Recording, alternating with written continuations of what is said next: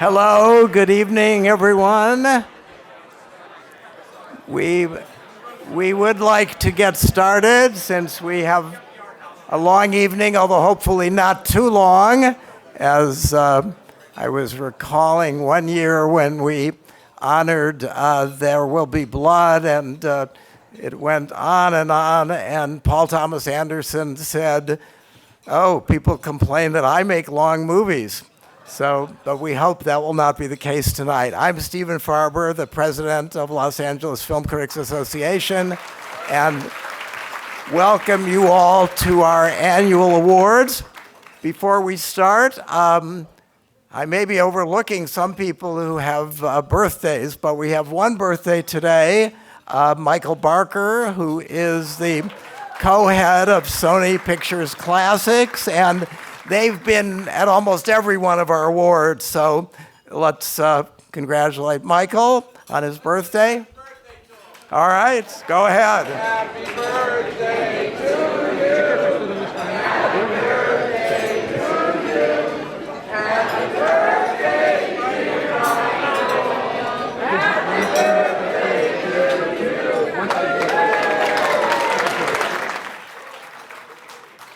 So, let me start out. I want to thank a number of people that contributed to our evening tonight, beginning with my fellow officers, our treasurer, Amy Nicholson, our secretary, Justin Chang, and our vice president, Tim Grierson. In addition to being very helpful partners, they are all excellent critics, which of course goes without saying. The eloquent quote about Spotlight that is printed on the cover of the program was written by Justin Chang, and I might add that he had nothing to do with the placement of that quote. The designer of our program, Doug Johnson, who lives in Kentucky, looked up reviews of the film and chose this one without any prompting or input from our officers and members. Justin asked me not to have his name printed there, but I thought you should know that he wrote it. Tim, our vice president, has been my closest partner in planning the dinner, and his assistance has always been invaluable. A couple of years ago at this dinner, I described Tim as having a Zen calmness, but his wife, Susan, commented afterwards that perhaps I didn't know him as well as I thought. Actually, as I have gotten to know Tim better, I've learned that he does have a compulsive side in terms of planning, as I do myself. So that is probably why we mesh well. To run an event like this, you really can't be too laid back or zen. In any case, one of the main rewards of my tenure as president of LAFCA is being able to count Tim as a new friend. Several of our other members, Leah Lowenstein, Claudia Puig, Gene Oppenheimer, Brent Simon, and Lee Ellingson, also helped out in planning and executing the dinner. And I would like to thank a few of the sponsors for items in our gift bags: Bai, Zico Coconut Water, Pure Bar, Eco Lips. I want to thank Michael Farmer from Paramount for arranging for us to receive the beautiful Anomalisa books that will be in your bag. And I profusely thank Gina Solis from Warner Brothers for supplying the Mad Max DVDs and Blu-rays that you will also find there tonight. Tonight, our wine is generously supplied by the Oak Knoll Wineries in the Napa Valley, and I'd like to welcome Ryan and Crystal Jones, two members from that group who are here with us tonight.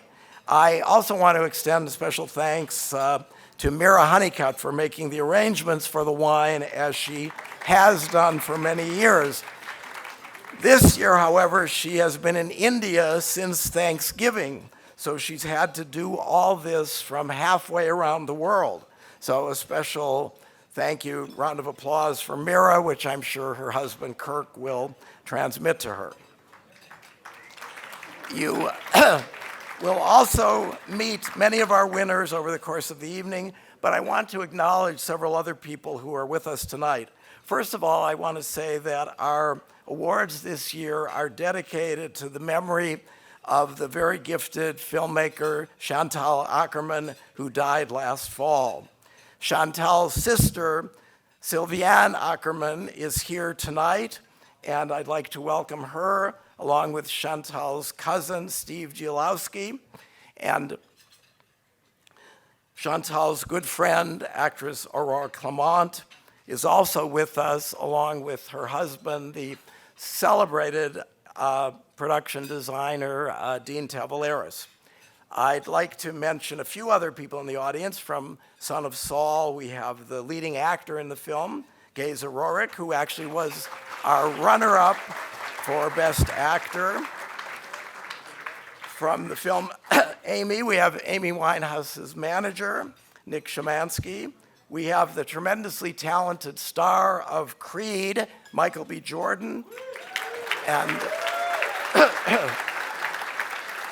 I'm sure you will hear more about him from our new generation winner, director Ryan Coogler.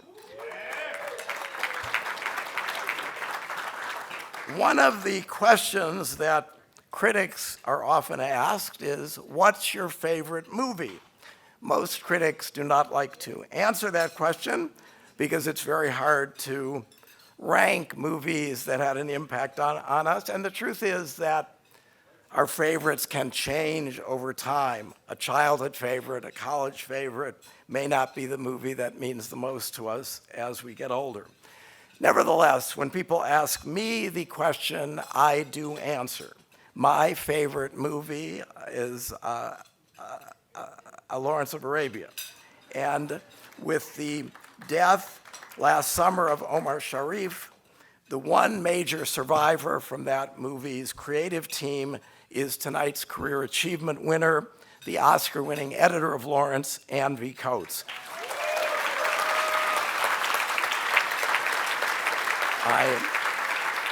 So I'm especially thrilled to welcome her as one of our guests. I might just tell a little story about the role that critics and journalists can play.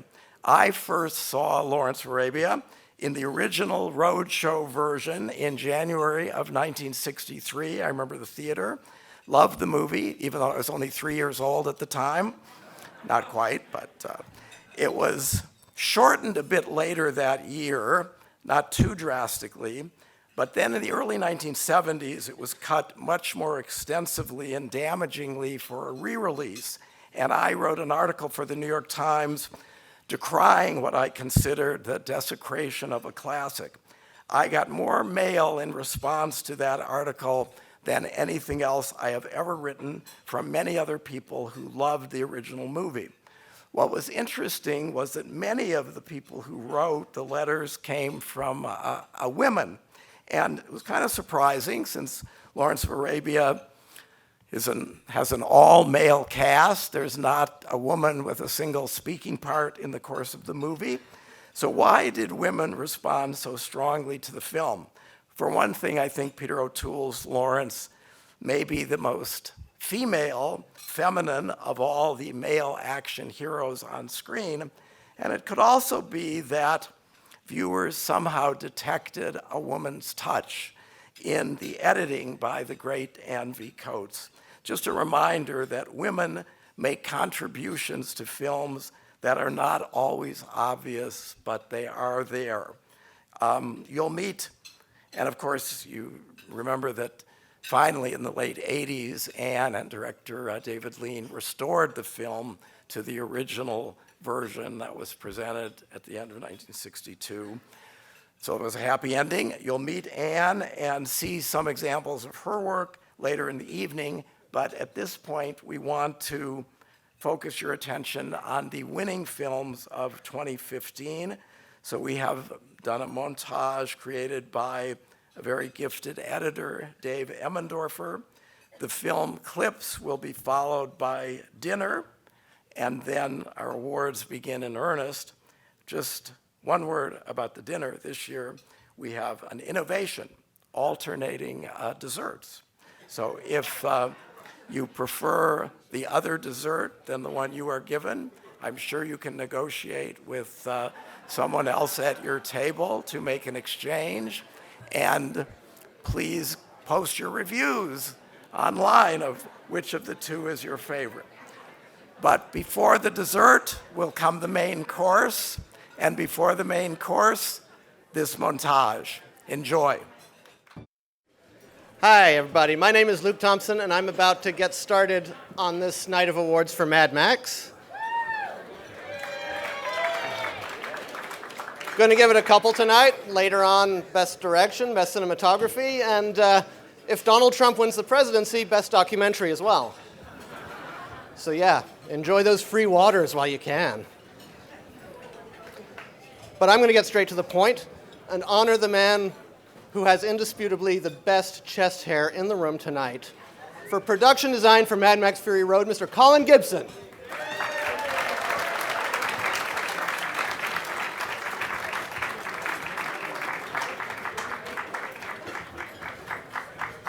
Thank you very much. You're very welcome. Thank you. We'll take photos after. Okay.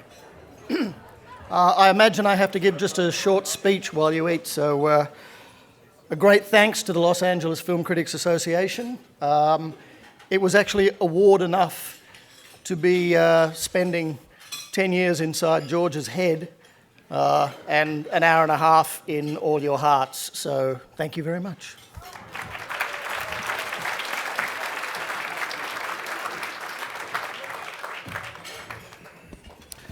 Hello, I'm Kirk Honeycutt, and I'm giving the award for Best Animation. And as a matter of fact, the LA Film Critics had quite a few cheerful titles that we could have chosen movies from for our Best Animation of 2015.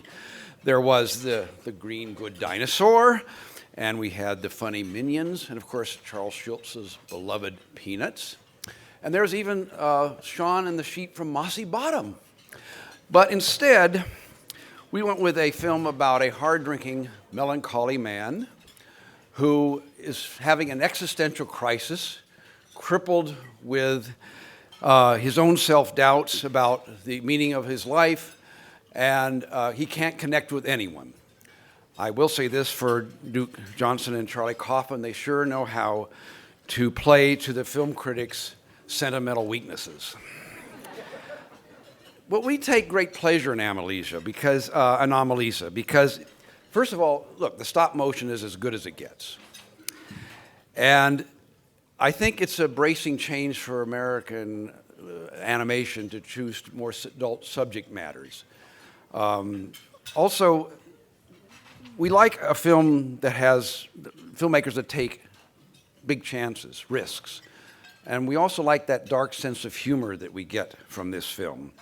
And I think the attention to detail here is amazing. Somehow there's a sense that a well-made bed in a hotel room, too many choices and confusing choices on a telephone to call room service for one, and those little bottles in the mini bar can make you nuts, can make you depressed. So I think we appreciate Anomalisa also for having one of the most tender love scenes in the movies this year. Now, I don't know why it is that, a love scene, okay, a sex scene with anatomically correct puppets should be so much superior to love scenes between million-dollar movie stars, but I maybe have answered my own question there. Anyway, so yes, we did enjoy the soulful, impressive, emotionally wrenching passion project of Charlie Kaufman and Duke Johnson, and frankly, voting for it made us feel good.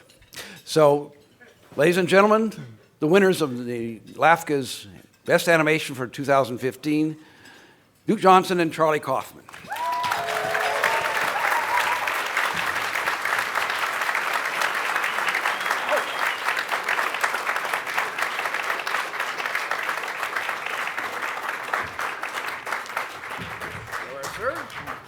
much. Good evening, critics and criticized. I'm Charlie. This is Duke. This is Rosa Tran, our producer. Yes.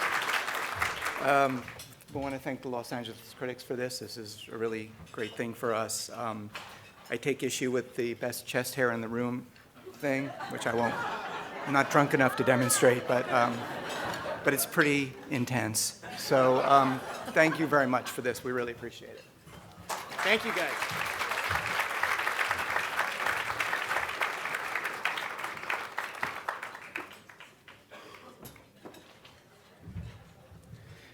Hi, guys. I'm Ray Greene. You're not supposed to bend these things, right? I'm going to bend it. I can't crouch the whole time. Okay. I had the privilege of studying silent cinema with the great film scholar David Shepard back in the 1980s.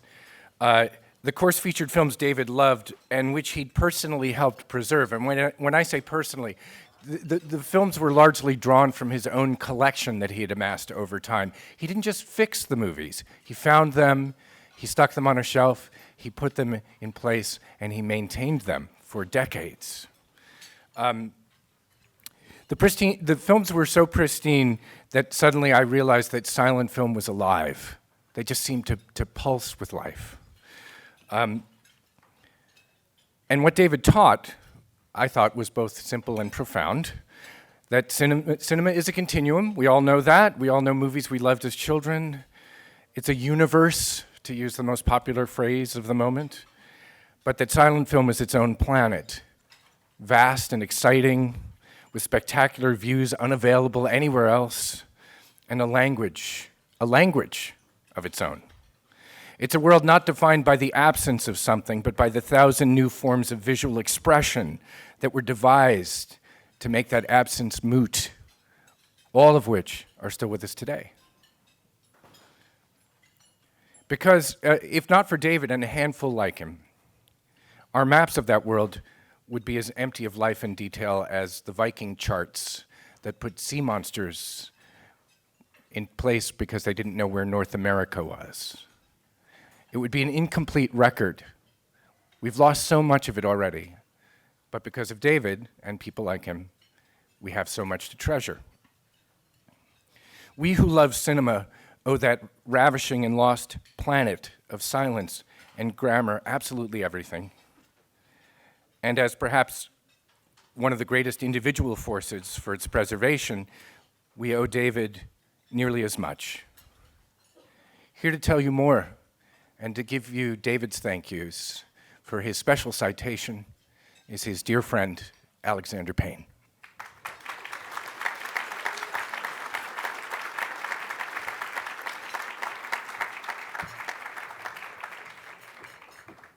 Here you go, David. Yeah, I'll give this to him. Hi, good evening. Hi, Joe. I'm here because, well, perhaps like some of you, as a kid, I collected 8mm prints of silent films, and most of the business I did was with the fabulous Blackhawk Films in Davenport, Iowa. And imagine my surprise when I got to graduate school at UCLA, and my professor of silent film was David Shepard, who had curated that collection of Blackhawk films. We became good friends and have remained so, and he asked me to deliver his thank you. Dear Los Angeles film critics, thank you very much for noticing and citing my work. I was surprised and delighted. I live in a remote, rural, wintry corner of California, and travel at this time of the year is pretty much impossible. I'm grateful that my good friend Alexander Payne is here in my place. He's as passionate about silent cinema as anyone I know. Nice of him to include me. I fell in love with silent film and its possibilities as a teen in the basement theater of a Broadway and radio actor named John Griggs. He played piano for silent films as a teen in his hometown of Glen Ellen, Illinois, and began collecting original prints of silent films when they were widely available in the 30s and 40s. Mr. Griggs screened films from his collection on Sunday afternoons, where other regulars included a certain 13-year-old, your fellow member Leonard Maltin. Perhaps you know that less than 20% of silent cinema survives today in even a single copy. No other art form has suffered greater neglect or more deliberate destruction. Beginning in 1968, when I started hunting film for the Library of Congress, I realized that more great work of our film pioneers would last into the future because I was bringing it in for archival preservation. That's how I became interested in popularizing it. In the trajectory from 16 and 8mm film to VHS, Laserdisc, DVD, Blu-ray, one great reward in my work has been hearing regularly from kids who continue to discover easily accessible silent film despite residing far from archives and museums in such unlikely places as Omaha, where young, yes, Alexander Payne, took his first steps in film. Many of these kids can't interest their friends in early film, but I'm easy to find. So if they have been good all week, their parents allow them to call me up and talk old movies. I'm deeply grateful to have been making a living doing work I would happily have done for free, and I plan to keep marching as long as I can put one foot in front of the other. Thank you again for the encouragement of this citation, David Shepard.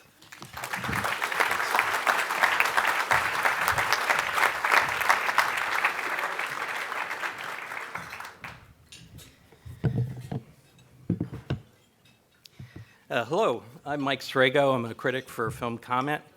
It's my honor to present the Best Screenplay Award to Tom McCarthy and Josh Singer for Spotlight.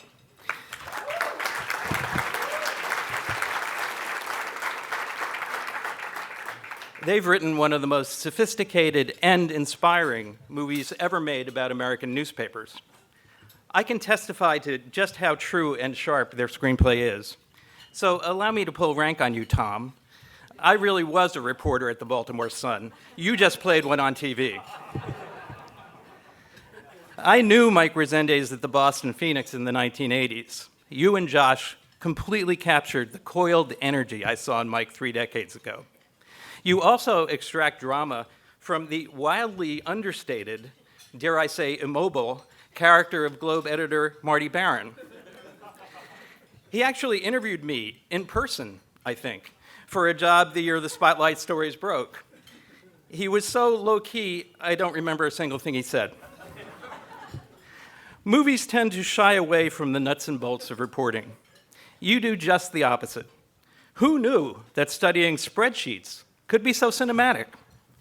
Even more important, you as writers and your characters as reporters never lose focus. While telling a journalistic success story, your movie exposes the terrible abuse of children and its systematic cover-up in the Roman Catholic Church. As a piece of writing, your script is even more extraordinary for conveying feelings and states of mind that usually go unspoken, the layers of anguish in victims of child abuse, and the complacency, the inertia, and the bias that can permeate a city for centuries. Your movie contains only 3 sentences about Marty Baron being Jewish and an outsider. My favorite comes when Jamie Sheridan says, "The new editor of the Boston Globe is an unmarried man of the Jewish faith who hates baseball." That attitude was common in Boston when I lived there. In 1974, Barron's most illustrious predecessor at the Globe, a Yankee Protestant, Tom Winship, also interviewed me for a film critic job. I'd been freelancing all over town after graduating from Harvard, but he looked at my resume and said, "So Mike, you're basically a New York person." When I asked my Boston Phoenix editor, P.J. Corkery, what Winship possibly could have meant by that, he laughed and said, "You're Jewish." So Tom and Josh, as a Boston-educated married man of the Jewish faith who does love the Red Sox, it's a thrill for me to present you with the Best Screenplay Award for Spotlight.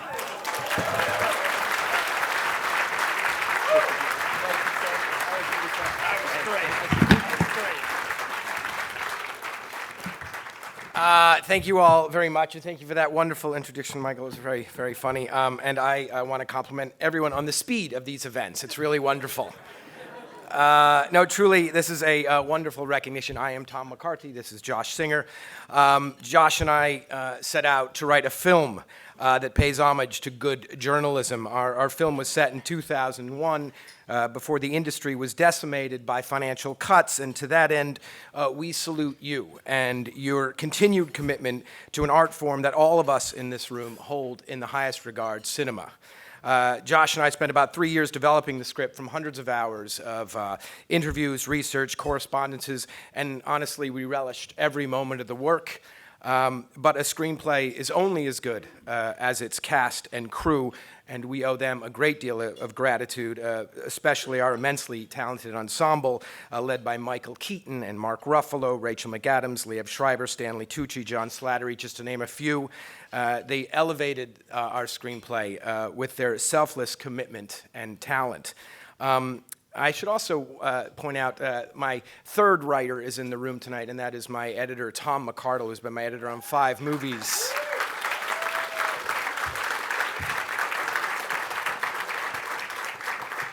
Whenever I'm writing, I hear his voice in my head saying, "It's just not that good, we don't need it." And I don't write it. And then finally, we are supported by our wonderful producers. Some of them are here tonight, but Nicole and Bly, Steve and Michael, and our wonderfully creative line producer, Michael Biederman, who really made it all work when we didn't think it could. Special thanks. And Participant Media, and of course, Open Road, a studio who pursued this movie from the beginning, supported us 100%, and just let us go make the movie we wanted to make when a lot of other people wouldn't even think of it. So we are forever indebted to Tom and the group at Open Road. Thank you. And Josh. I would just add, well, first of all, that Jewish New York joke, somebody else made that joke a while ago, and if not for him, I wouldn't be standing here, so thanks, Aaron. But beyond that, I just want to say that writing is a collaboration, as those writers in the room know. And we had some wonderful collaborators. First and foremost, our fantastic reporters, one of whom is here tonight, Sasha Pfeiffer. But without all the time and good thoughts from them, we wouldn't be here. And also the wonderful survivors, who we spent a lot of time with, Phil Saviano and Richard Sipe and Joe Crowley. Those are guys who, really we are forever indebted to. Yeah, thanks very much. Thank you.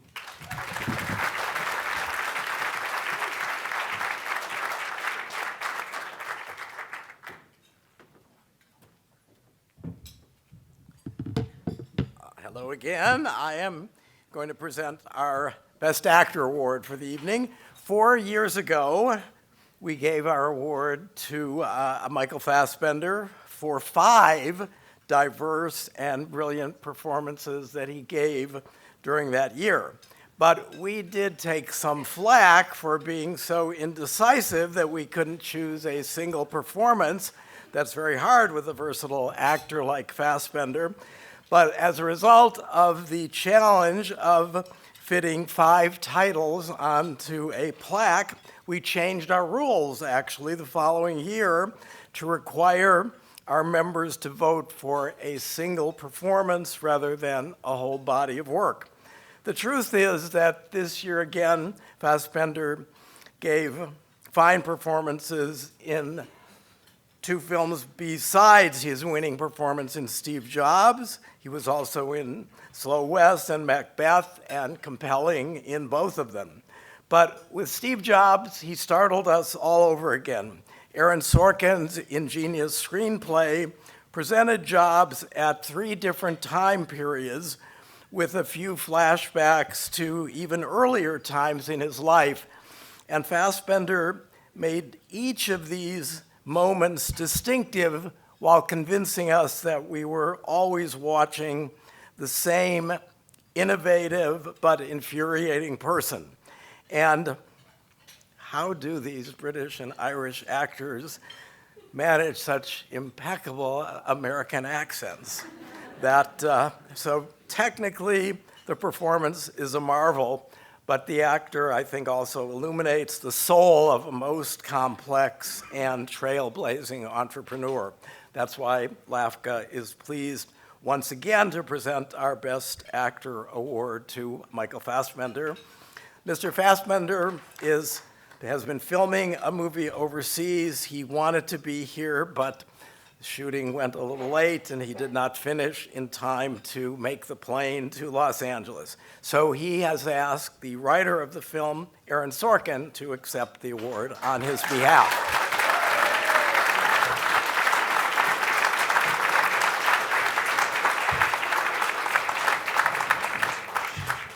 Thank you. I am here to accept from Michael. I hope you don't mind if I take the opportunity to congratulate Tom McCarthy and Josh Singer on winning the Screenplay Award this year. Your movie is magnificent. Your screenplay is perfect. You sons of bitches.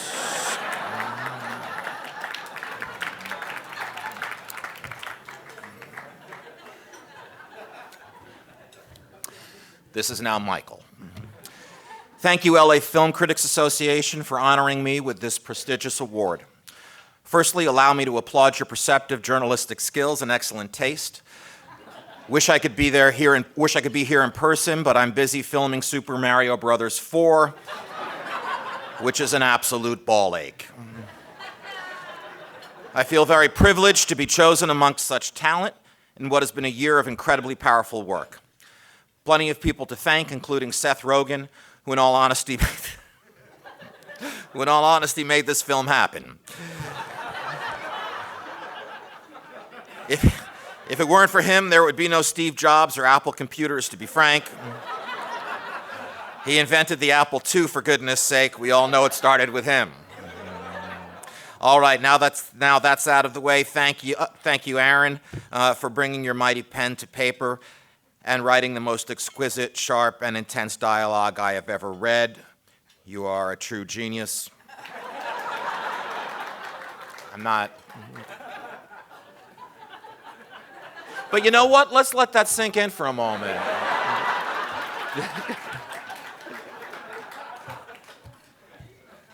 Which leads me to Danny. He's speaking Danny Boyle, of course.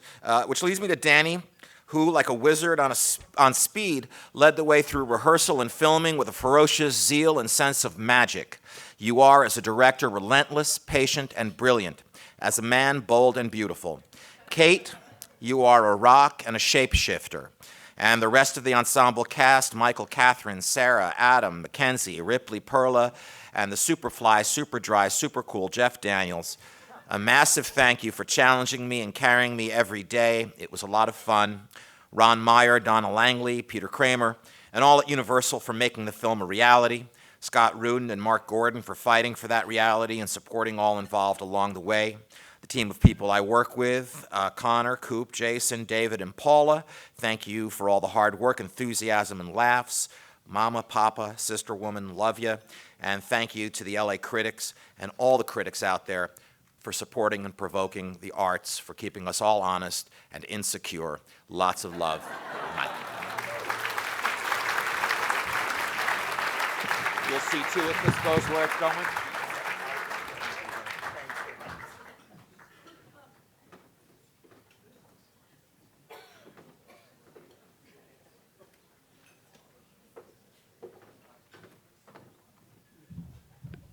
Hey, you guys, my name is Christy Lemire. I get to follow Aaron Sorkin. That's fun.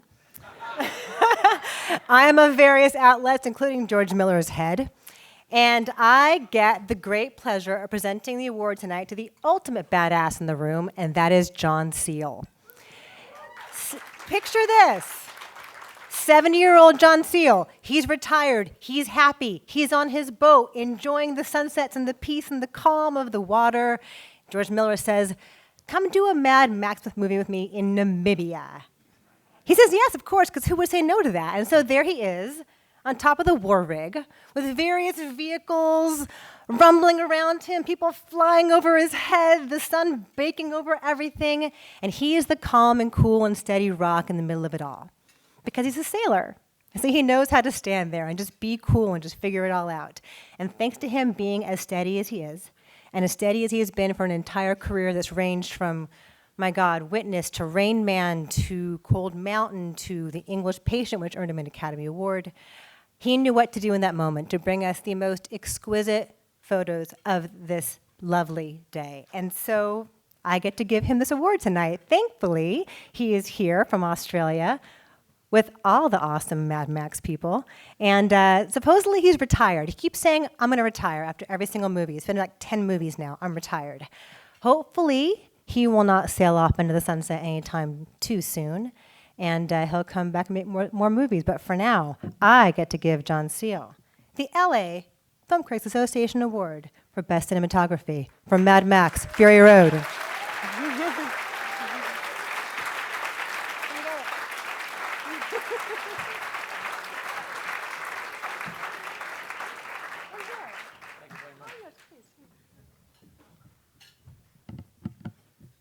Every word she said's true. I wouldn't argue with the writer. It was a great honour, actually, to be here tonight to accept this wonderful award. A great honour as well to be dragged kicking and screaming out of retirement by George and Doug to help participate in the making of Mad Max. A privilege indeed it was to be joined with an amazing crew of people, of creative people, who were making the film with George when I arrived. They were incredible, from wardrobe and makeup, editing, camera, the whole stunts and the whole Megillah were an amazing creative mob of people who just got together in the desert and made Mad Max. And I'd like to actually say that this plaque is partly for them as well, and I'll keep it in good shine and polish for as long as I can for and on their behalf. Thank you.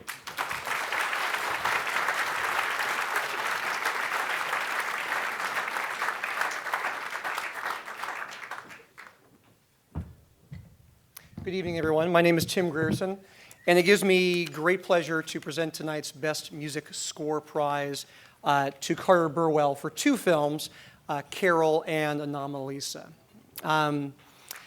Carter Burwell has been a composer now for more than 30 years. And in all that time, he really hasn't scored many love stories. Working chiefly with the Coen brothers, he's instead specialized in a kind of existential soundscape.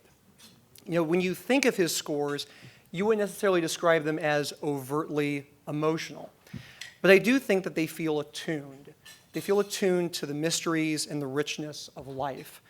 And his music doesn't tell you how to feel about the movie that you're watching. Actually, what happens is that his intimate, sort of swirling scores, they seem as curious about what's going to happen next in the film as we are in the audience. Now, this may be one of the reasons why his scores for Carol and Anomalisa are so piercing. These movies are love stories, but they're very cautious ones. And so what Burwell does is he creates these very restrained but very longing scores. Like the movie's characters, what his music does is it seems to be slowly waking up to the dream of a love that can last. And they're remarkably different scores. In Carol, you have these muted, exquisite pianos and strings, while in Anomalisa, it's almost more of a chamber piece. The music is as handmade and as fragile as the stop-motion puppets in the movie. In life, it can be extremely difficult to express oneself authentically to people that you are meeting for the first time, especially when you are falling in love with that person and you don't know for sure how they feel about you. Well, likewise, the characters in these two movies, Carol and Anomalisa, for myriad reasons, they have to be careful what they say to each other. But it's not a problem, because Carter Burwell speaks for them, and he speaks absolutely beautifully. Now, Carter Burwell could not be with us, unfortunately, this evening. Tonight is the opening of his wife's solo exhibition in New York, but we are very happy to have a video acceptance from him. So, Sam, if we can show that right now. I'd like to sincerely thank the Los Angeles Film Critics Association for this award, and I'm truly sorry I can't be there to accept it in person. I had the opportunity to work on several great films this year, and I appreciate that you're recognizing my work in both Carol and Anomalisa. You know, all films require a lot of sacrifice and commitment from a lot of people, but these two films perhaps required more of it than usual. And I think it's wonderful that you're recognizing them. Thank you again.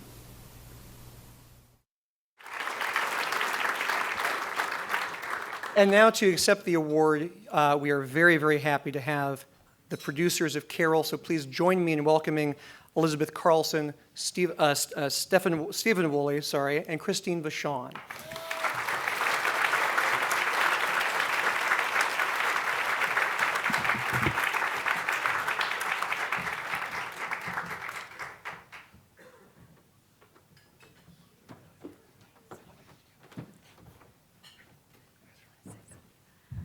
That's a lot of people to accept one award for Carter, but you know he's worth it.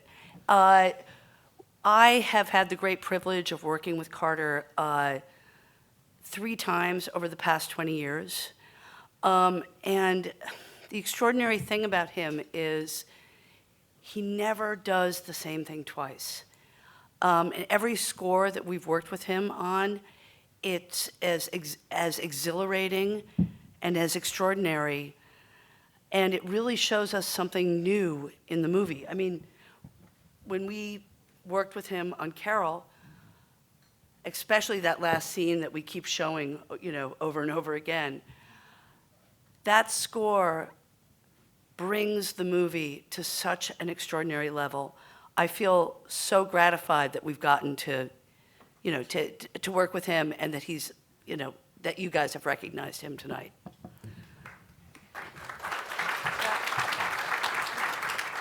Just want to add thank you so much to Los Angeles film critics for recognizing the score in Carol. And I think Tim put it brilliantly when he said that Carter's score is so perfectly restrained. It's really lyrical, poetic, and enhances Todd Haynes' movie in every way. So thanks to Carter. He didn't have a lot of time to do it, and he did a most tremendous job. And thank you.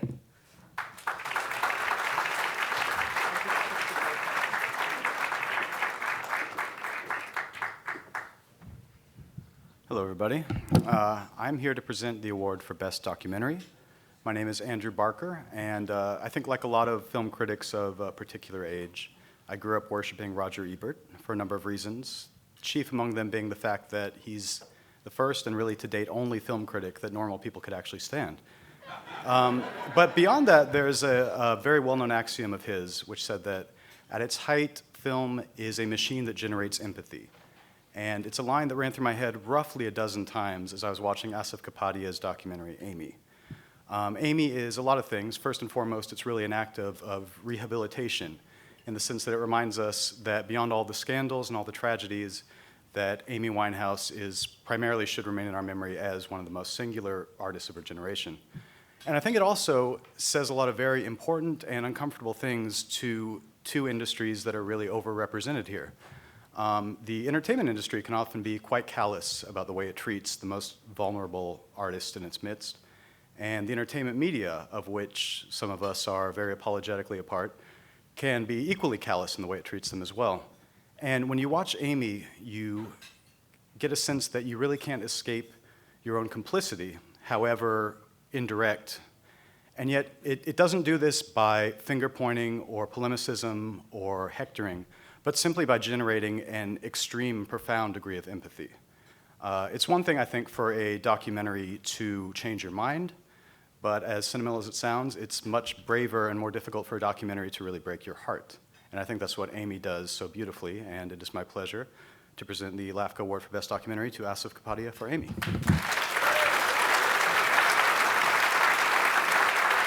Thanks, man. Thank you. Wow. Thank you for that amazing speech, actually. I wish I had written something as good as that. Okay, you kind of nailed everything, actually, what we were trying to say with the film. What I did want to say, actually, just sitting there thinking, because this film is the only film that I've made where there was never a script. There was no document. There was no, this is the movie we're going to make. This is the treatment. Because this was my version of kind of being a reporter, I suppose. The opportunity came along to make Amy, and I just thought, I don't know why I'm going to do this film, because I just got a feeling something weird was going on. And I live in London, I live in North London. Amy's story was going on down the street from where I lived. I didn't step in, I didn't do anything, I didn't stop it, but I remember thinking something's not right. We all have this opinion of who she is, but there's something else going on here, and the reason I wanted to make the film was to try and understand what the hell was actually going on, and see if I could understand that and maybe show that in a film. And so, essentially what I did was I met people like Nick Szymanski, who was Amy's friend and her first manager, and who kind of met her when she was 16, and I just did audio interviews. I spoke to a lot of people, about 100 people, and it was basically my investigation to try and figure out what the hell was going on. And then my job as a director was to find a way to show it with my brilliant team, editors and researchers and everyone. And so it's interesting to be here and to be given this prize by the LA Film Critics, because this was the nearest I think I'll ever get to being something like a reporter investigating a story that everyone thinks they know the ending, they know the answer, and then you go, actually, I think there might be something else going on here. And let's try and tell the world that maybe we all thought something about Amy. We never met her, most people, and we just assumed this is this. She is a train wreck, is how she was summed up by a lot of people. And I think there was a lot more going on there. She's actually quite a beautiful kid, and I fell in love with her, and hopefully people will be moved by the film. So thanks a lot.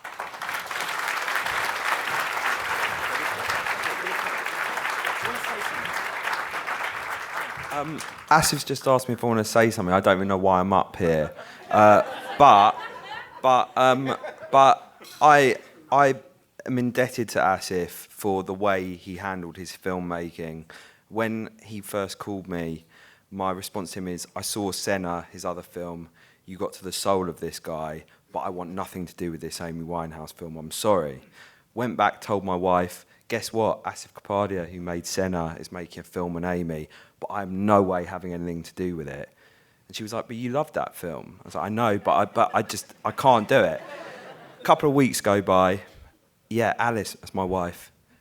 Asif Kapadia's been on the phone. I can't believe it.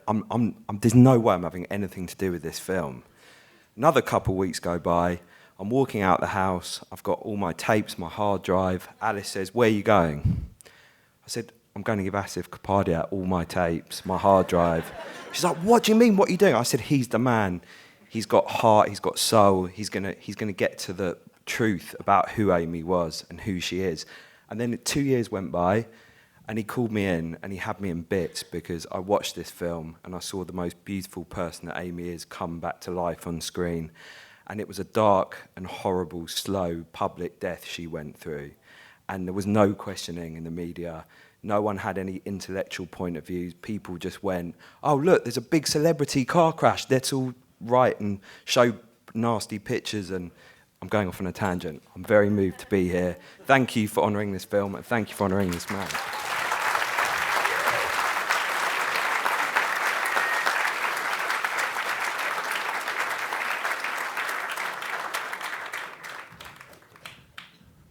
Good evening, I'm Leonard Maltin, and I have the honor and pleasure of presenting our Best Supporting Actress Award tonight to a woman that we didn't really know just a handful of years ago. And as a critic, I don't think there's anything more rewarding or exciting than discovering new talent. It happens all the time. Every year, it seems, there's somebody in contention for awards, ours and others, that wasn't familiar just a short time ago. Now, we all know there's no such thing as an overnight success. People work and strive to get the breaks, to get the experience, to achieve the maturity, to bring them to this point. Nevertheless, in just a short time, we've become familiar with Alicia Vikander. We've become familiar with her talent, her poise, her presence, and her willingness to take risks. And it's for all those reasons that we're delighted to present her with our award this year, our Best Supporting Actress for her work in Ex Machina, Alicia Vikander.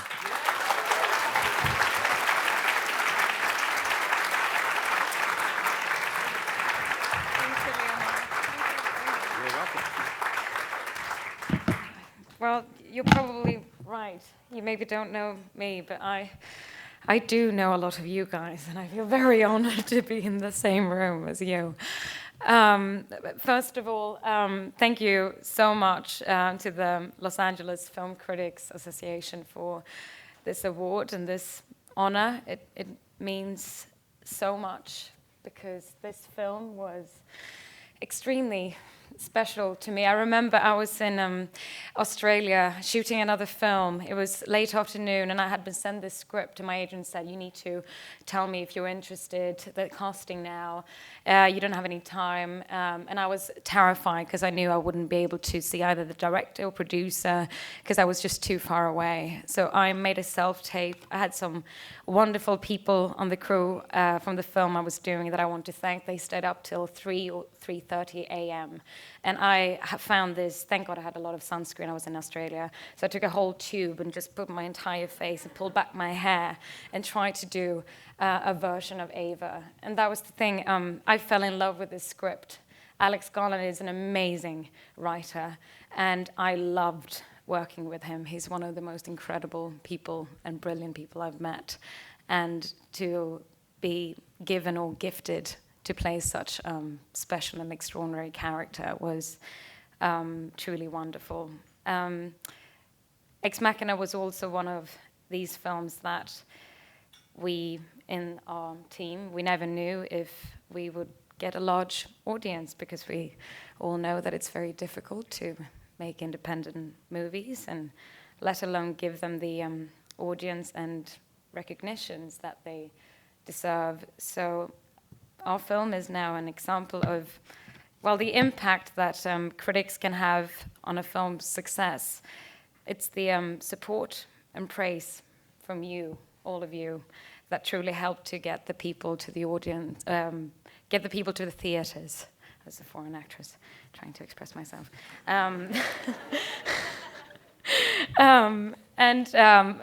What more? I want to thank everyone of the cast, Donal, Sonoya, and Oscar, who are truly brilliant. It felt like my team. It was like doing a theater play, preparing for this role. I want to also say thank you to A24, to Universal, to my producers, Scott, Alan, Andrew, and Eli, for bringing it as far as who have just done everything with this film. Oh, I'm so nervous. Well, what I want to say is just thank you again. That you give recognition to this film has meant everything. Thank you so, so much. And thank you to Mom and Dad who are here tonight.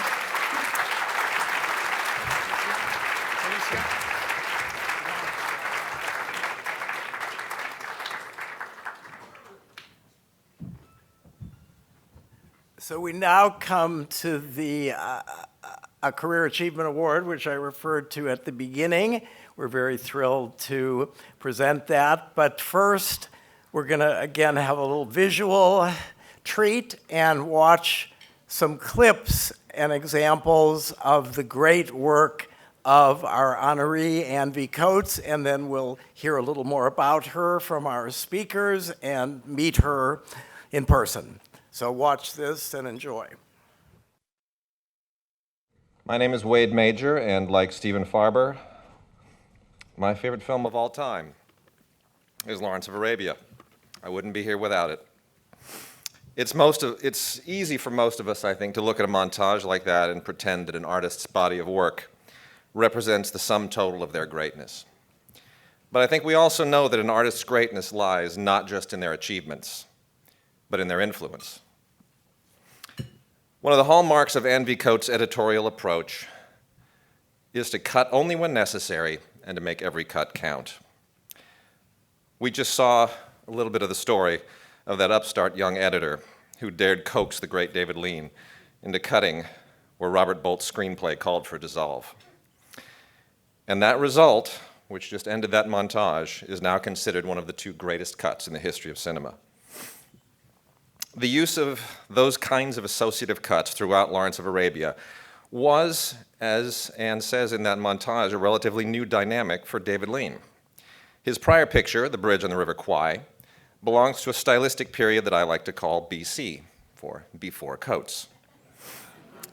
In Kwai, there is seldom a transition that is not a fade or a dissolve.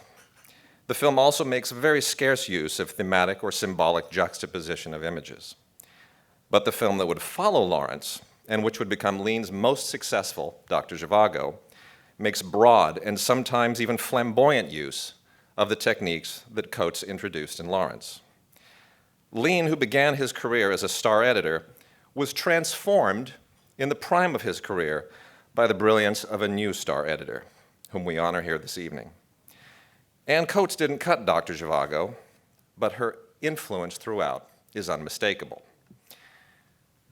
I'm also going to say that it is equally certain that Coates's work during this period did not go unnoticed by other directors. In 1962, the same year as Lawrence, a young Stanley Kubrick made the film Lolita, which, like Kwai, was a virtual parade of dissolves and fades. There is hardly a transition in Lolita that is a hard cut. But just 2 years later, 2 years after Lawrence, Dr. Strangelove practically abandoned such devices, and by 1968, Kubrick's 2001 finally jettisoned them entirely, and in the process giving us that other famous transitional cut. Now, Ann V. Coates never worked with Stanley Kubrick, but you can be certain that Stanley Kubrick, like many others of that era, was paying very close attention to the work of Ann V. Coates. In point of fact, what most of us regard as the evolution of film editing to a more modern style in the 1970s was really just the movies catching up with what Ann Coates had already been doing for years. No editor in history has made their mark on so many major films in so many decades as Ann V. Coates. And for a very simple reason. Ann Coates didn't need to keep up with the times. The times needed to keep up with Ann Coates.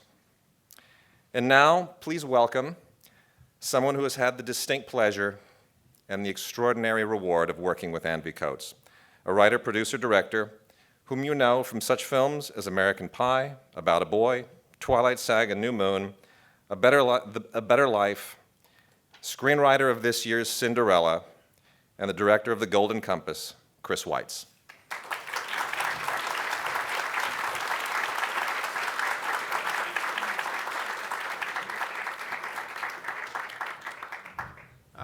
Thank you very much. It's very bracing to be in a room full of film critics.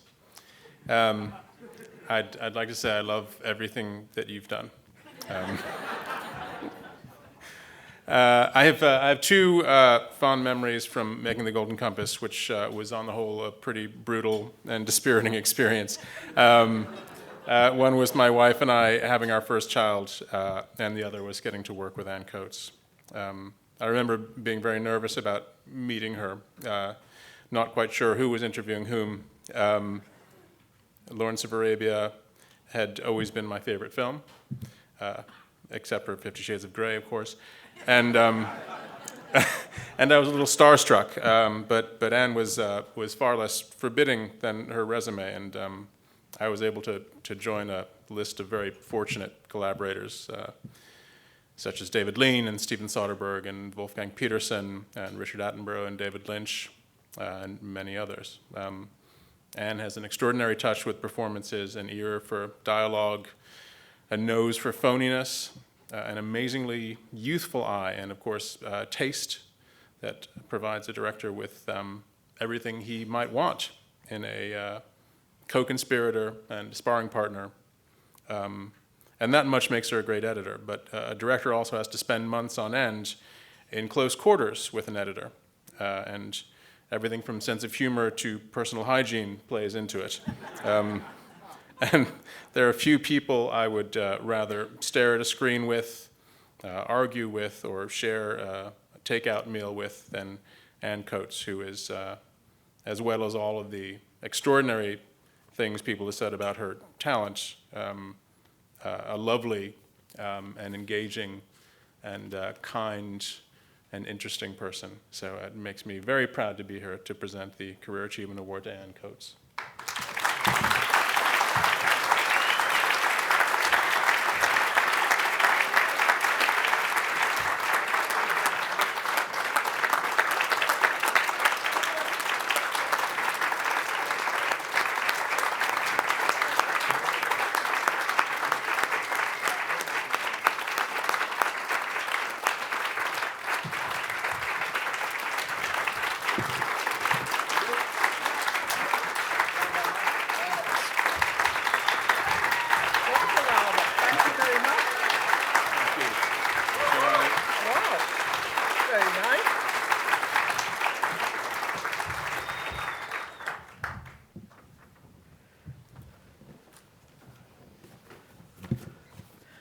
Sorry about that palaver. I want to thank the American Cinema Critics Association very much for this fantastic award. I feel very honored. I will go over the other side. I am always especially pleased to win an award for editing, as I feel it reflects well on editors as a whole, who, in my opinion, are not as well regarded as they should be.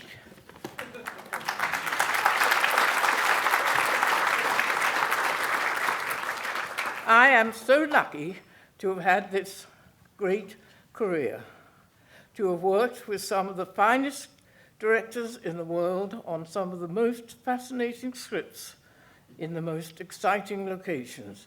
In fact, I have just been approached to do a project in China this year, which is very thrilling. Of course, there have been a few other ones in between, but mostly I've been lucky. Not only have I had this fun career, but I have 3 wonderful children who you saw helping me onto the stage, without whose love and support I would not be here today. My super sons are both Anthony and James are both directors, and my daughter Emma, who was not ever going to follow in her mother's footsteps, is now a terrific editor.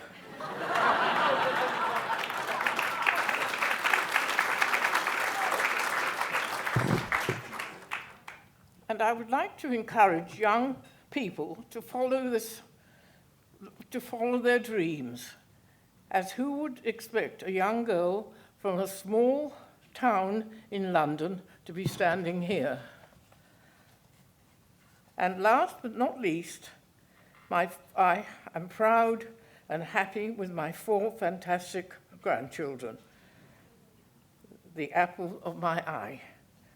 Thanking you all again very much for this fantastic award, and good night.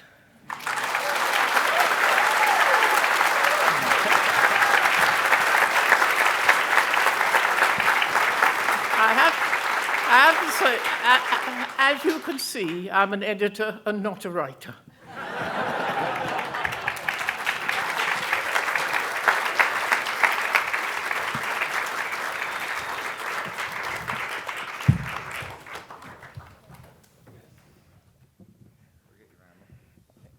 Go around the other way. Do you want to sit in it? Thank you very much. That was a great, by the way. That was great.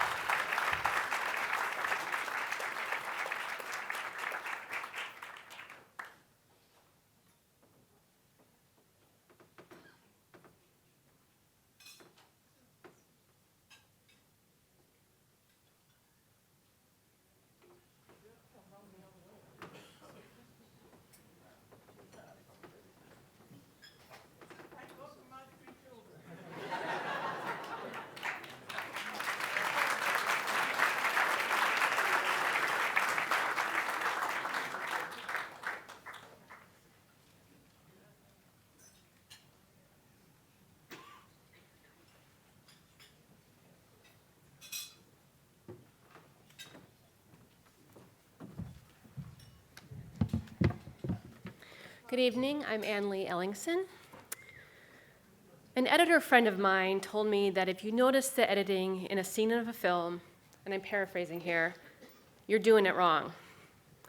Then he watched The Big Short, and he changed his tune.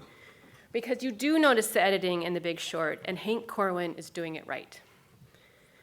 You notice the editing because it's pointing out information, both educational and entertaining, that might not otherwise be apparent in the script. The cultural context of the economic boom brought on by the mortgage-backed securities and the bust when the housing bubble burst. The homes and lives represented by the data in an impenetrable spreadsheet. The shattered psyche of a man grieving his brother's suicide, an event, by the way, conveyed with 2 brief, eloquent shots.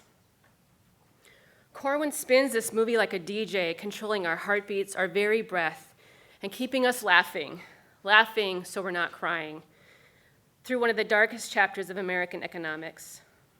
Oh, and he also cut to Margot Robbie explaining Wall Street jargon while sipping champagne in a bubble bath. For disguising an economic white paper as a tragicomedy, please join me in congratulating Hank Corwin, recipient of LAFCA's Best Editing Award of 2015.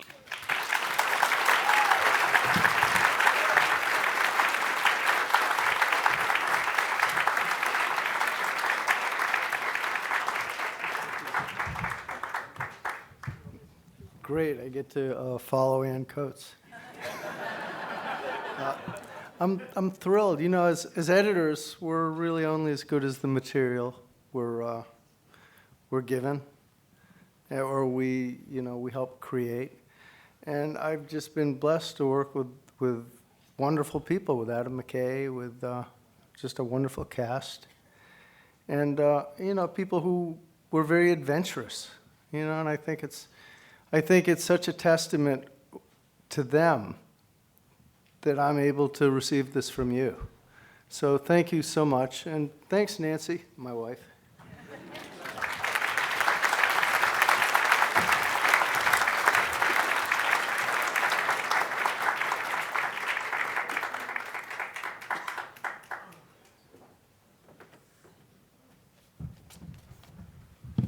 Hello, I'm Ella Taylor and I write for NPR, and as we critics like to say these days, and others. I bet you thought you were done with the Brits, right? Wrong again. I'm here to present the award for Best Actress to Charlotte Rampling, and she's not here, alas. However, you will see her face and hear her talk in a minute. I've been spending most of the afternoon I think I've seen almost all of her films, and I've been trying to remember if Charlotte Rampling ever actually raised her voice in a movie. It must have been the one where she falls in love with the chimp, because that's the only one I haven't seen. She is, very few of the women she's played in a long and now thriving career give up their secrets easily. And in her early years, in films like Georgie Girl and The Knack, you could gaze upon her stunning beauty, and that would be almost enough. But as things turned out, she grew into the most inward, contained, and at the same time, the most expressive of actors. With her, it's all in the face, and nowhere more so than in Andrew Haig's lovely 45 Years, in which she plays a retired English schoolteacher who's forced by unwelcome news to reassess the basis of her long and seemingly stable marriage. There's very little exposition in her dialogue with Tom Courtenay, who plays her husband, only a steady drip of disruption to well-worn routines. And above all, there's that face filling with sadness, anger, and an utter confusion that will rip the heart right out of your chest. If you want to see the momentous grow out of the mundane, watch Charlotte Rampling in 45 Years. She is here tonight with us by video, and we will see that now. Good evening. Please forgive me, I'm not with you in Los Angeles tonight, but believe me, I am with you in spirit. It's an extraordinary thing to be singled out from a group of extraordinary actors and to be the chosen one. And I am the chosen one.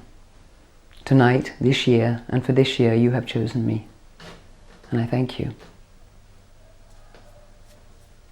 That you have felt as deeply about my work in 45 years, watching it, as I did making it, is truly a gift.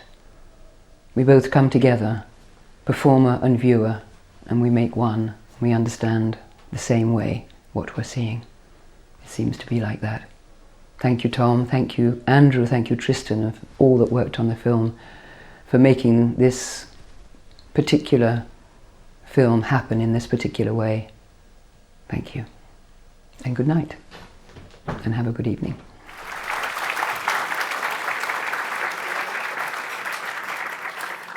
And here to accept Charlotte Rampling's award for Best Actress is the writer-director of the lovely film 45 Years, Andrew Haig.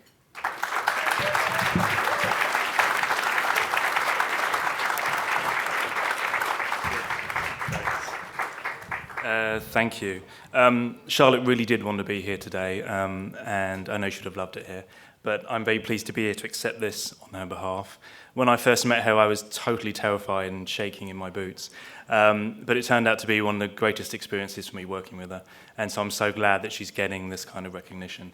And I just want to say thank you so much to LAFCA too, because for a film like ours, a really small British film, to get an award like this makes a whole world of difference for us, so thank you very, very much. Thanks.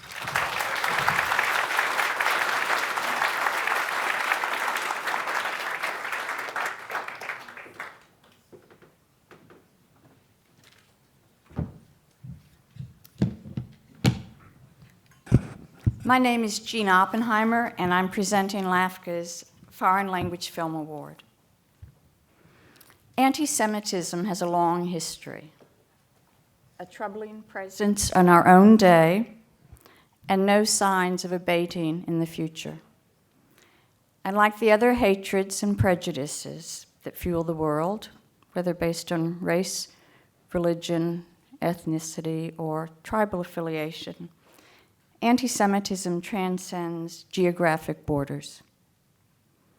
The Hungarian film Son of Saul is very specifically about the Holocaust, and filmmaker Laszlo Nemes takes a distinctive visual and dramatic approach to the material by limiting the camera to the perspective of a single individual. Interestingly, Nemes doesn't put the audience inside Saul's head. He doesn't ask us to identify with the character, even as the camera lens is creating an unusual intimacy between Saul and the viewer. The camera's focused, literally what is in focus in the frame is Saul, his face, the back and sides of his head, and at times what he sees. However, the horrors taking place around him, people being herded into gas chambers, naked bodies being dragged out, is out of focus, constituting a separate layer in the film, but one that is as essential to the storytelling as is the incredible sound design. The end result is a film that is both observational and experiential, rather than sentimental, as so many previous films about the Holocaust have been. It is my great honor on behalf of the entire Los Angeles Film Critics Association to present our Best Foreign Language Film Award to Son of Saul, and accepting the award is director and co-writer Laszlo Nemes.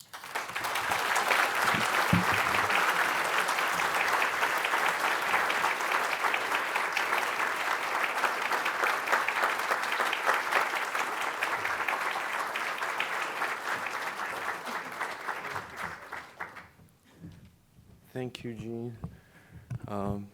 Thank you to the Los Angeles Film Critics Association for awarding us this beautiful award. I'm very touched. Thanks to, I want to share this award with the lead actor in this film, who's here, Geza Röhrig, and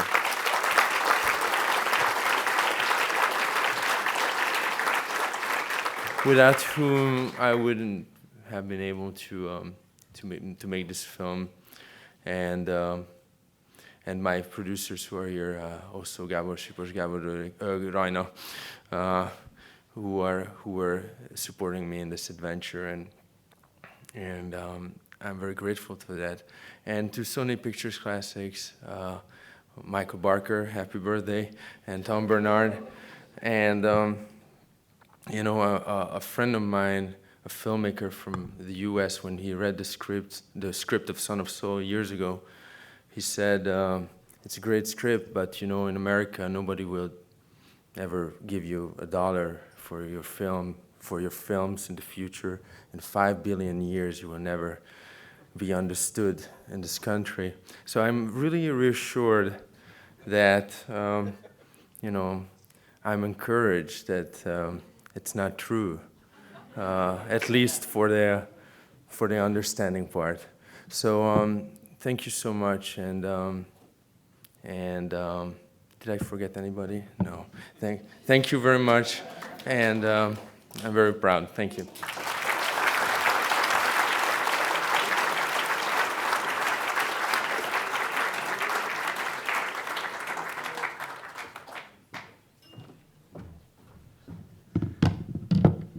Good evening. My name is Brent Simon, and I'm here to present the award this evening for Best Supporting Actor. Late in 99 Homes, there's a great scene in which Andrew Garfield's conflicted character, having just been angrily confronted by one of the people that he's helped evict from their house, is talking with his real estate agent boss, played by Michael Shannon. It's after a raucous party, and the pair are seated on a dock behind an empty McMansion. They're drunk. Shannon lies down, but right before he asks Garfield to make sure he doesn't roll over into the water, he says, "Watch out for the gators. They don't sleep." In one regard, that's just kind of a drunken aside, but as with many things that are said while in the grip of alcohol, there's some latent meaning there. Does Shannon's character, Rick Carver, even realize that he could be talking about himself? Carver, you see, is the sort of devil most of us know, but too frequently avoid pinning the blame on because he's so slick and composed. He's a very complex character, and I think the brilliance of Shannon's performance, which is very smart, and it's a very smart and high degree of difficulty performance, is that he makes use of different techniques and shows us that Carver is both a shark and a survivor. He's predatory and single-minded, absolutely, but there's also clearly a value system that informs his behavior. And that raises the question, how much more or less wicked is the man who makes a self-justified peace with his own corruptibility? When we first see Carver, he's callously sizing up the crime scene of a distraught homeowner driven to suicide. At the end of the film, though it's left somewhat ambiguous, Carver is slipping through the noose of responsibility for another set of shattered lives. In between, however, Shannon does something incredible. He both infuriates us and ignites our sympathies. And it's for those reasons that we're here tonight, and we're very proud to honor Michael Shannon as Best Supporting Actor.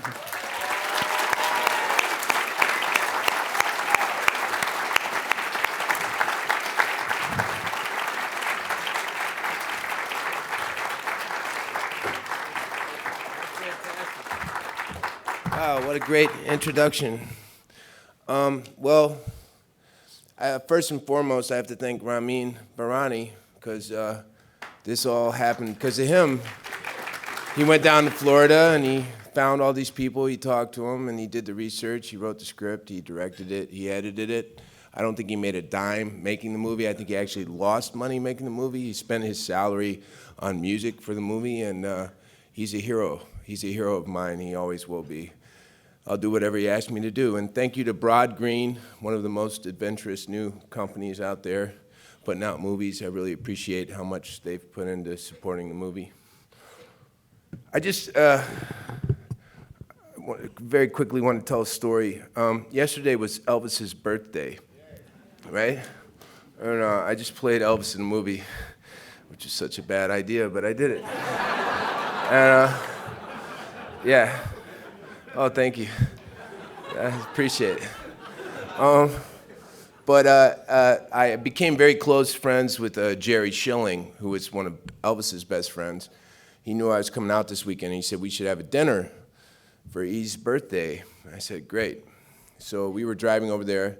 I was driving over there with my manager, Byron Wetzel, who's right there. He's one of my best friends on earth, and he takes care of me, and it's his birthday tonight as well as you, Michael Barker. So happy birthday, Byron. Thank you for everything you've done for me over the years. So we were driving over there, and I was like, we don't have anything to give Jerry. And we were about at like 3rd and San Vicente. And I said, oh my God, I know, we'll get him a nice bottle of wine. Take a left on 3rd. The driver kept saying, well, there's a shop up here. I'm like, no, take a left on 3rd, trust me. And we went to Lee's Liquors, which is that liquor store with the roof like this, you know? And we got out of the car, and I said, Byron, come over here. And we walked right next door to Lee's Liquors to 310 Sherborne Drive. I said, Byron, look in this store. And Byron looked in the door, and I said, when I first moved to LA in 1999, That was my first apartment right there. That was my door right there. And if you had told me when I was living in that apartment that someday I'd be standing here in this room accepting an award from the Los Angeles Film Critics Association, I wouldn't have believed you. So I'm so moved that my life has gone in this direction, and I've been so fortunate to have these opportunities, and that each and every one of you have taken the time to watch these movies and think about them and think about my work. The fact that you would do that is tremendously moving to me. And I told Amy Nicholson I would do this. Here's to Lemmy from Motorhead. Rest in peace. All right, thanks.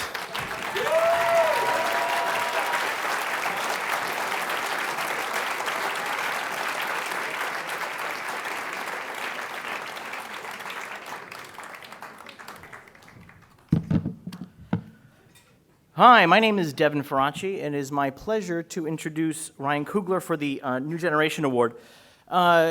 Imagine telling Sylvester Stallone that you know best what should happen to Rocky Balboa next. Imagine selling him on a movie that isn't about Rocky, the iconic role that defines Sly's career, but is about Rocky passing the torch to the next generation. That's why it's really perfect to give the New Generation Award to Ryan Coogler, the man who convinced Stallone to hand over the keys to Mighty Mick's boxing gym. It's fitting that in the wake of Creed, a movie that is all about a new generation stepping out of the shadows of what came before, about a new generation that respects the legacy of the past while speaking in a voice of its own. Ryan Coogler speaks in his own voice. When he tells the true story of the murder of Oscar Grant on a BART station by the police, he tells it in the voice of a son of Oakland. When he tells the story of Adonis Creed being trained by Rocky Balboa, he tells it in the voice of a son whose father introduced him to these original classic movies. 2 films into his career, it's clear why Ryan Coogler is the voice of a new generation. He's the only choice for this year's New Generation Award. Whatever story he's telling, he's using his own personal truths. And, sharing your personal truths, whether it's in a story from reality, whether it's in an underdog boxing movie, or whether it's in a story of a superhero king of an African kingdom, these are the only reasons that we make movies. This is the only reason to make movies is to share your personal truth. And I can say that for us at LAFCA, we look forward to many more years of Ryan Coogler sharing his personal truths with us. So without further ado, Ryan Coogler, the New Generation Award.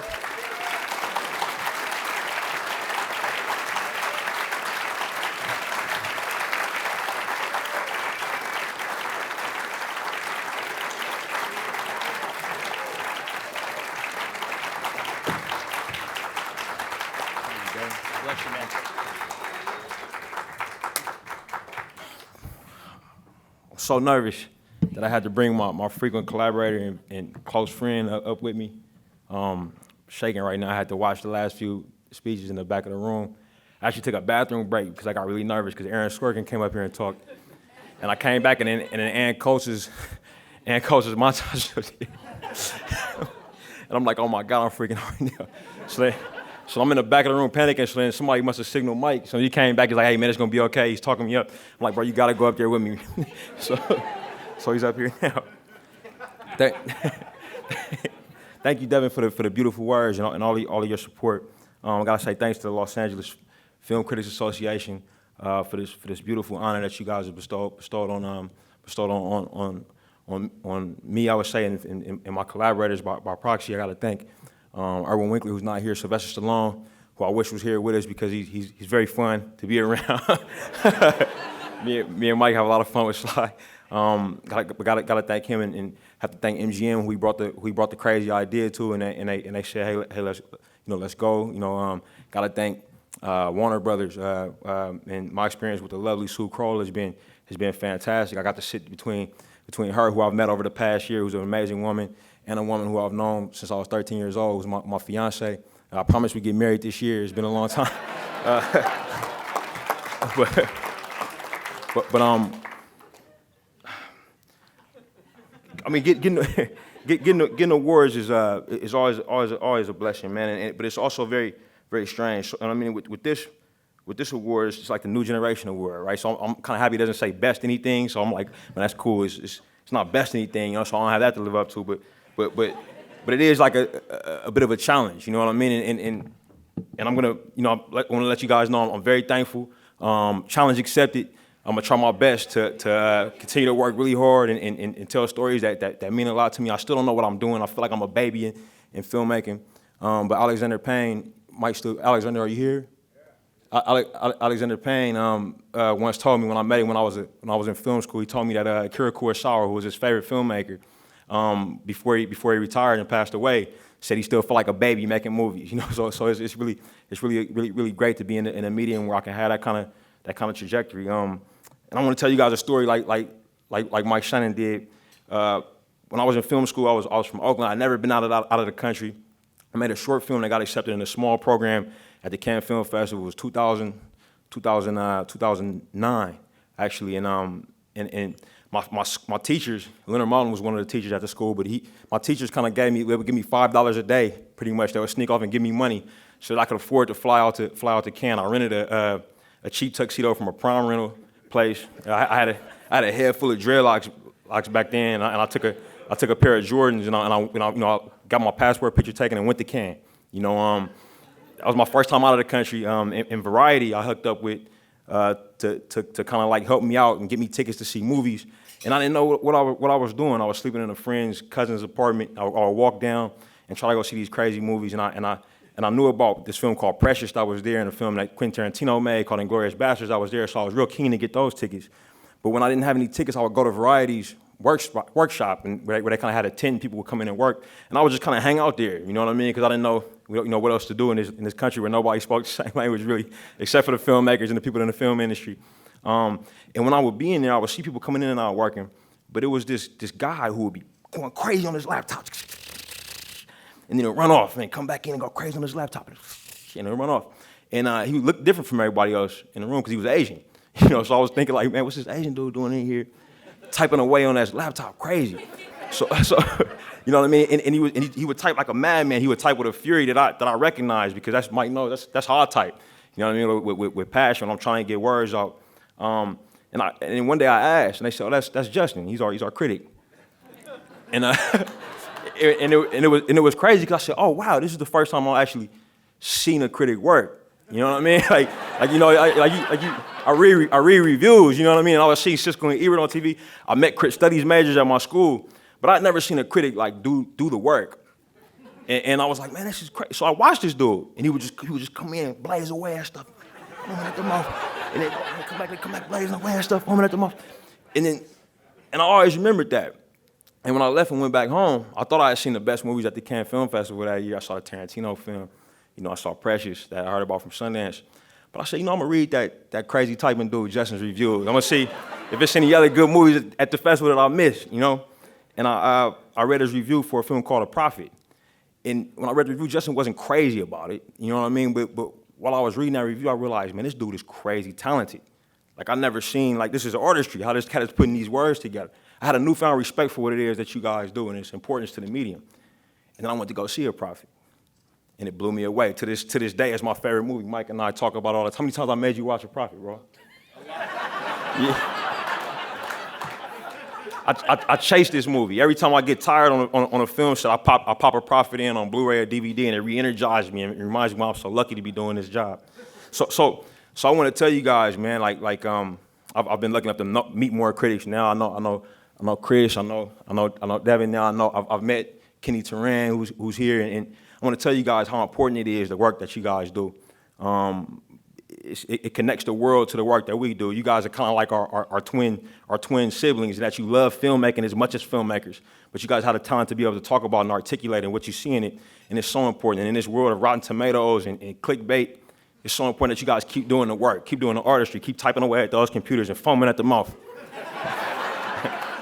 But I also have a challenge for you guys too, because you guys are giving me this challenge right here. And I would say, man, reach back out into the community and find the next Justin Changs. You know, find the diversity. Find those voices that are in the places that you might not think to look.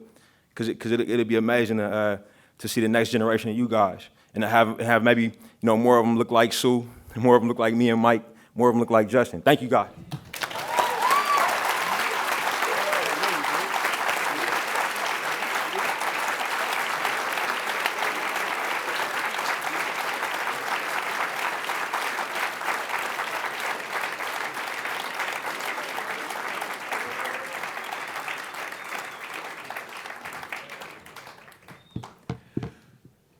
I'm Glenn Whipp with the Los Angeles Times. I took my daughter to see Mad Max Fury Road, and she loved it. And after it was over, she said, well, Dad, what other movies has this director made? And I said, well, you've actually seen one of them many years ago. It was Babe. She looked at me like she was trying to reconcile the movie that she had just seen with the movie starring the cute pig. And she thought about it for a few minutes, and then, well, right, they were going to eat the pig.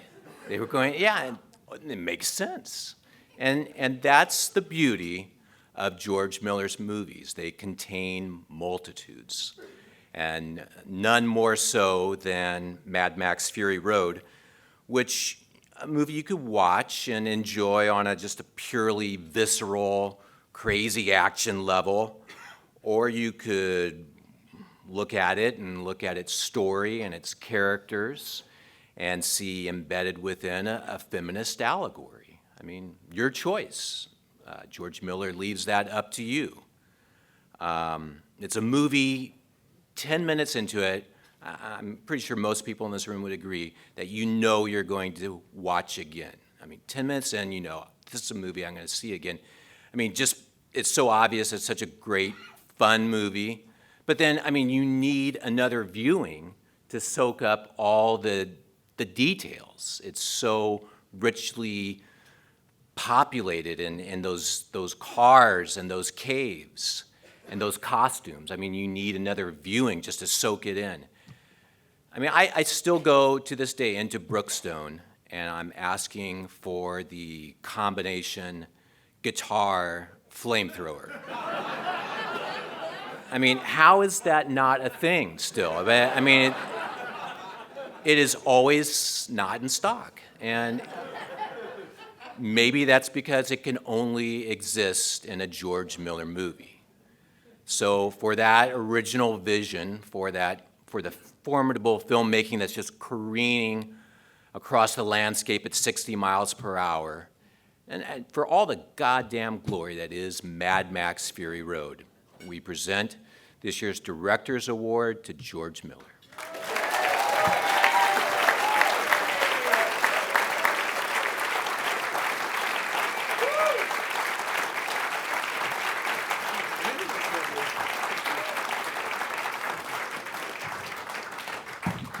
Thank you so much, Glenn.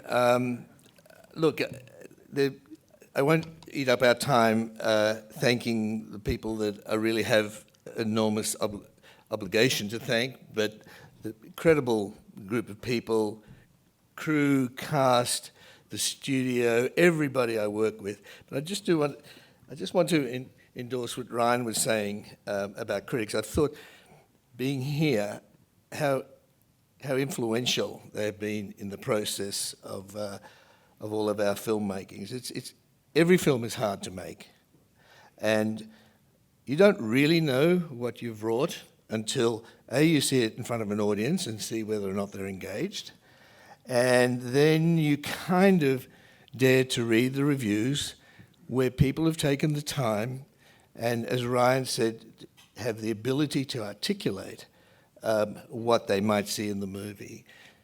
And because one of the prime movers of the process is a deep sense of inquiry for all of us, one way or another, it becomes a very valuable education. One of the things I really love doing is watching a movie and enjoying, particularly if it's a really fine movie, and there's so many around, and then going back and reading so many of the critics. Now we can do that. on the net, and reading so many that you've read over the years and found like a kind of deep instruction from them. And so I just want to say thanks for the education, and this is really great. Thank you for appreciating the work. Thank you.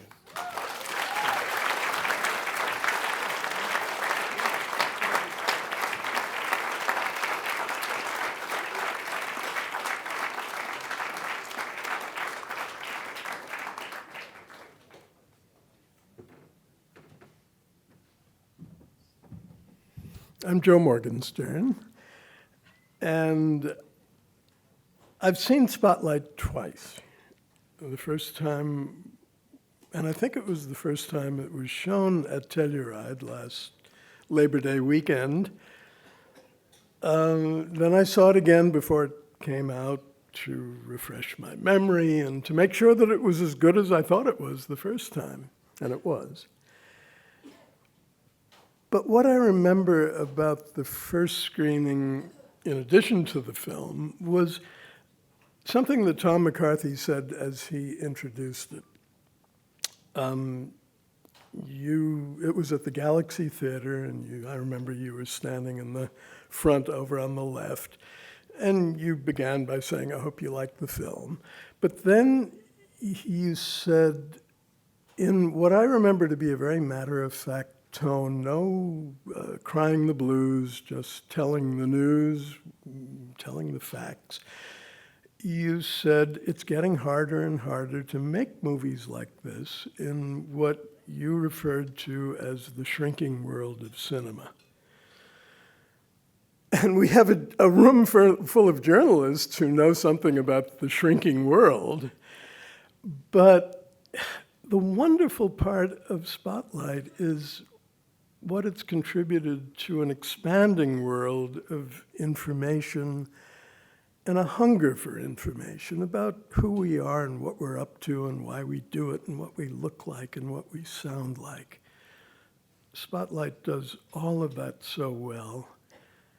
And it's all the more moving to me to think back to that moment when you were standing there, really with no more idea than anyone else in this remarkable cast and crew that you put together of whether there would be an audience for what you did. There was, of course. And, you know, who knew at that time what would come of all of this?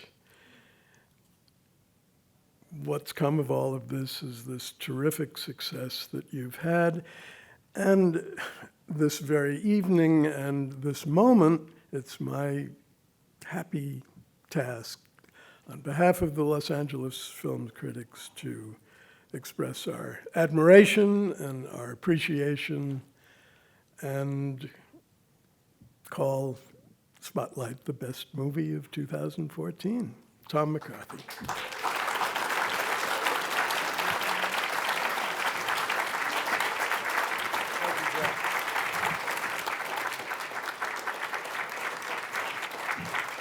This is Bly Faust, one of our wonderful producers. Steve, you should come up too. Where's Steve going? Steve Gold's here. He's in Stacy. Well, so we've had we've had Aaron Sorkin, and we've had Charlie Kaufman, and Ryan Coogler, and everyone else, and now you've got me. So I apologize, but I'm here to wrap up the evening for you. But a big thank you, first of all, to the Los Angeles Film Critics Association for bestowing this award upon us. It truly is a sincere honor. I do think we may have cheated a bit, though, in creating a film that has been described as a love letter to journalism, but we will take it nonetheless.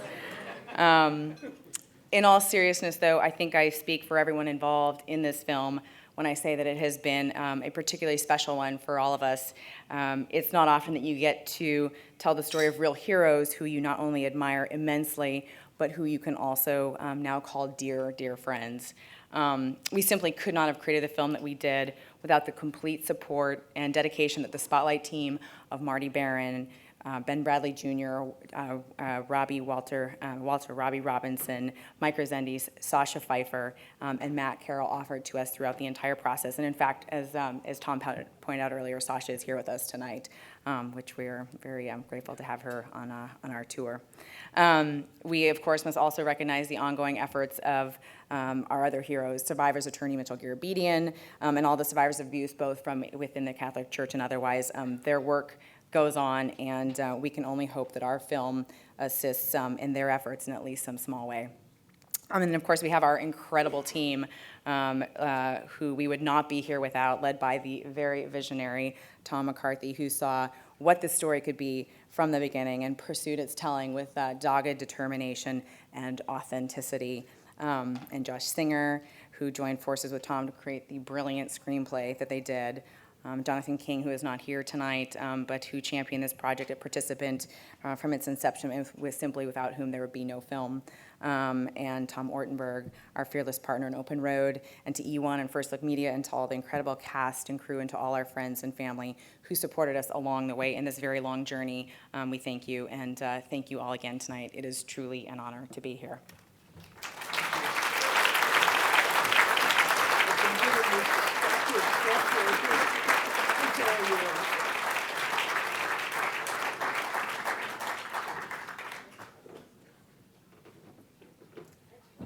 Well, I think we finished in record time tonight, despite having a great many winners and speakers here. We thank all of them. It's appropriate that our final winner spotlight is about journalism, and it's what we do, maybe on a less exalted scale than the reporters depicted in Spotlight. But it's a tribute and a challenge for all of us to keep working, as Mr. Kugler said, to try and expand our horizons in the years to come. Congratulations, everybody. Thank you very much for joining us tonight.